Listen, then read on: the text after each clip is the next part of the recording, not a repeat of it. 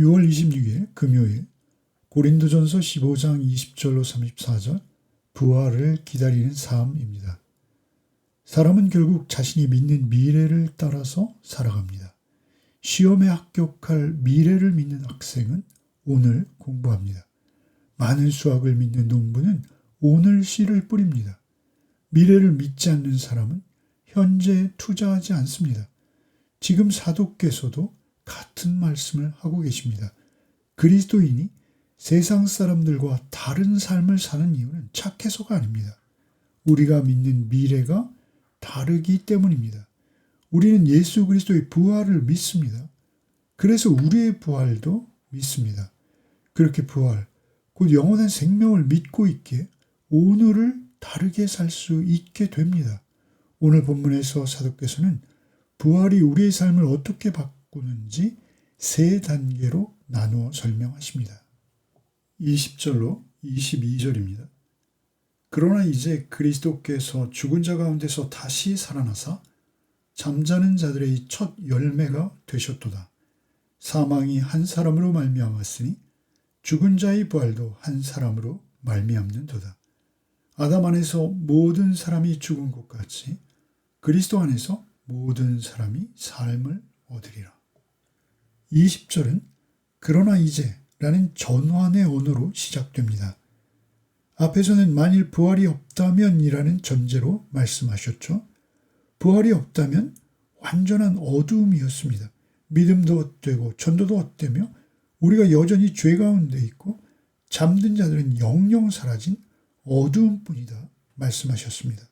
그러나 이제 역사가 뒤집히는 사건이 있었다 하십니다. 사도께서 사용하시는 핵심 표현은 첫 열매입니다. 이 단어는 구약의 예배 언어에서 온 것입니다. 첫 열매는 그 자체로 끝이 아니죠. 첫 열매는 반드시 나머지 추수를 약속하고 보증합니다. 첫 열매가 드려졌다라는 것은 전체 수확이 시작되었다는 선언입니다. 그리스도께서 부활하신 사건이 바로 첫 열매의 사건입니다. 부활은 홀로 고립되어 있는 사건이 아니라 우리 모두의 부활을 향한 하나님의 보증이며 선물입니다. 21절로 22절은 이 진리를 아담과 그리스도의 대조 속에서 펼쳐 보이십니다. 아담 안에서 모든 사람은 죽습니다. 우리는 아담의 후손으로 죽음의 씨앗을 안고 태어났습니다.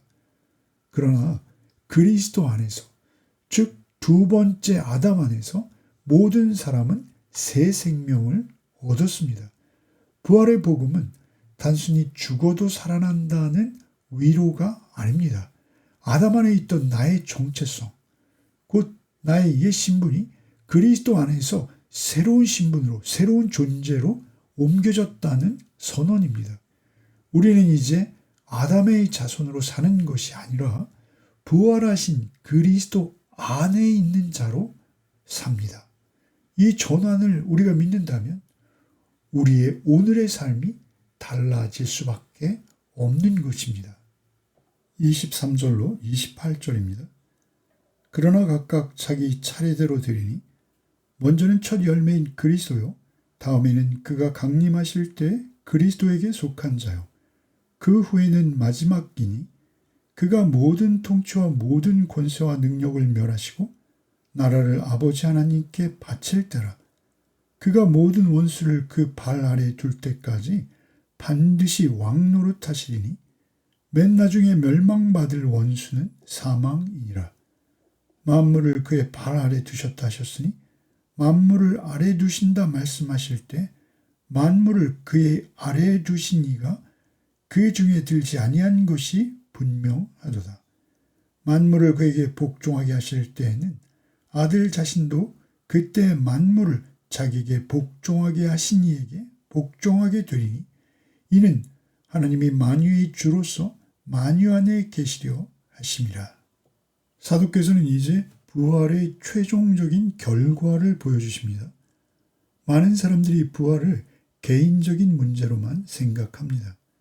내가 죽은 후에 어떻게 되는가에만 관심을 두기 쉽습니다. 그러나 부활은 인류의 역사 전체를 재편하시는 하나님의 왕적 통치 행위입니다. 23절에 각기 차례대로 된다 말씀에서 차례는 어떤 군사적인 질서를 의미하는 단어입니다. 첫 번째는 그리스도, 두 번째는 주께서 재림하실 때 그들에게 속한 자들, 그리고 마지막은 모든 통치와 권세와 능력이 멸해지고 나라가 아버지께 드려지는 완성의 순간이 될 것이다 말씀하십니다. 종말은 무질서하게 오는 것이 아닙니다. 하나님의 치밀한 계획 속에 진행되는 역사의 종점이라고 하십니다. 25절로 26절은 그 과정을 시편 110편 1절의 근거에서 선포하십니다. 그리스도께서는 지금 왕으로 통치하고 계십니다. 그 통치는 마지막 원수, 곧 사망이 발 아래 놓일 때까지 계속됩니다. 사망은 이 세계에서 가장 강력한 원수처럼 보입니다. 그러나 사망은 이미 패배가 선고된 원수일 뿐입니다. 그리스도께서 부활하셨기 때문입니다. 27절로 28절은 이 모든 것의 목적지를 보여주는 것입니다. 아들이 아버지께 나라를 드리고 하나님께서 만유의 주로서 만유 안에 계시는 그날, 이것이 역사의 목적지다 말씀하시는 것이죠. 하나님과 영원한 관계의 회복이 완성된 것입니다. 하나님과 함께하는 영원한 나라, 천국이 하나님의 원래 창조 의도입니다.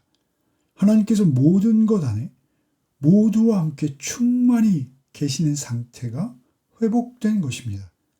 우리는 오늘도 이 완성을 향해서 가는 길 위에 있습니다. 예수 그리스도만이 지금도 우리의 유일하신 왕이십니다. 세상이 아무리 혼란스러워 보여도 역사는 하나님의 손 안에 있습니다. 이 믿음이 우리에게 있을 때 우리는 어떤 상황에도 두려워하지 않습니다. 이 완성을 향하고 있는 자는 오늘 하루를 인내와 소망으로 살아낼 수 있게 됩니다. 29절로 34절입니다. 만일 죽은 자들이 도무지 다시 살아나지 못하면 죽은 자들을 위하여 세례를 받는 자들이 무엇을 하겠느냐? 어찌하여 그들을 위하여 세례를 받느냐? 또 어찌하여 우리가 언제나 위험을 무릅쓰리요? 형제들아, 내가 그리스도 예수 우리 주 안에서 가진 바 너희에 대한 나의 자랑을 두고 단언하노니 나는 날마다 죽노라. 내가 사람의 방법으로 에베소에서 맹수와 더불어 싸웠다면 내게 무슨 유익이 있으리요? 죽은 자가 다시 살아나지 못한다면 내일 죽을 터이니 먹고 마시자 하리라.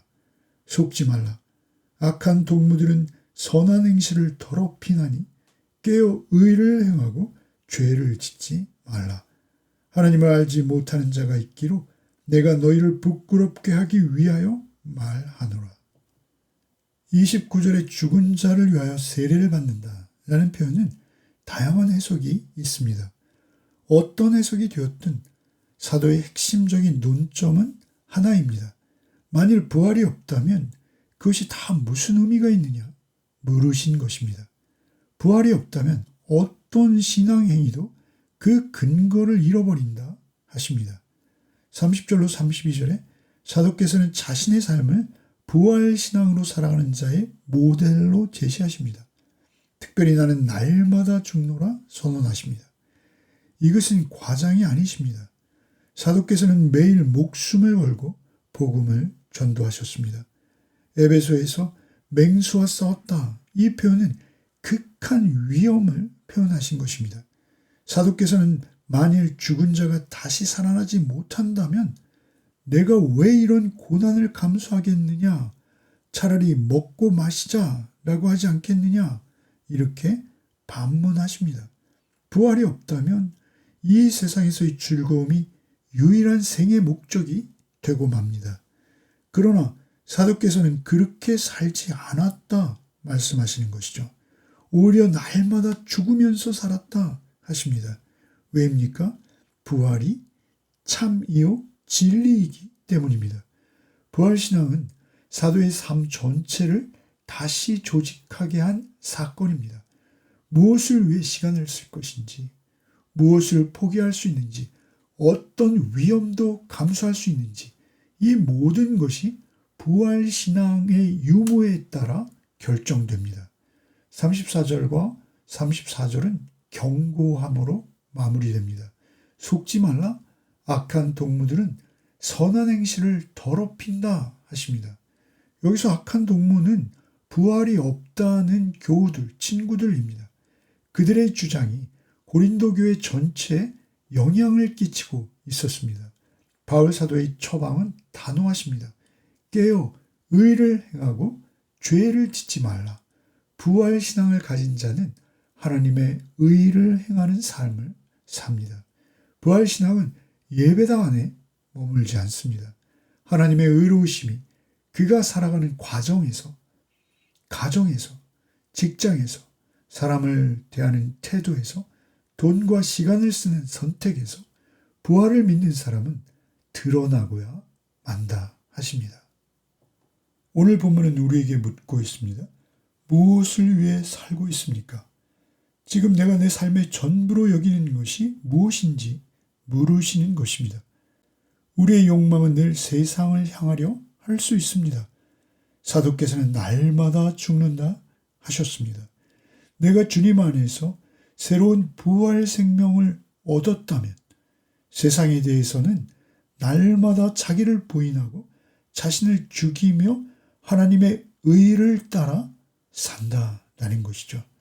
부활은 단지 죽음 이후의 사건이 아니라 오늘 나의 선택과 삶의 방향을 결정하는 가장 근원적인 실제입니다. 부활신앙으로 오늘도 오직 주님과 동행하는 하루를 살아내는 복이 저와 여러분에게 있기를 소원합니다. 기도하겠습니다. 주님 감사합니다. 그리스도를 죽은 자 가운데 다시 살리심으로 우리에게 부활의 첫 열매가 되게 하셨음에 감사를 드립니다. 부활이 우리의 생각 속에만 머무는 하나의 관념이 아니라 우리의 삶을 날마다 새롭게 하는 우리 삶의 실제가 되게 하여 주시옵소서. 오늘 우리가 무엇을 선택하고 무엇을 포기하고 어디에 시간을 드릴지 그 모든 것이 부활의 고백이 되기를 원합니다. 날마다 죽고 날마다 부활의 은혜 안에 살아가는 우리 모두가 되게 하여 주시옵소서. 죄를 멀리하고 의를 행하며 하나님을 알지 못하는 세상 앞에 부끄럽지 않은 삶을 살아 부활의 증인된 삶을 살아내게 하여 주시옵소서.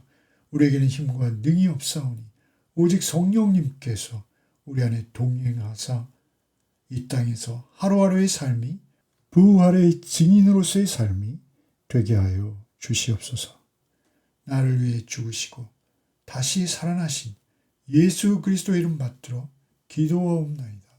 아멘.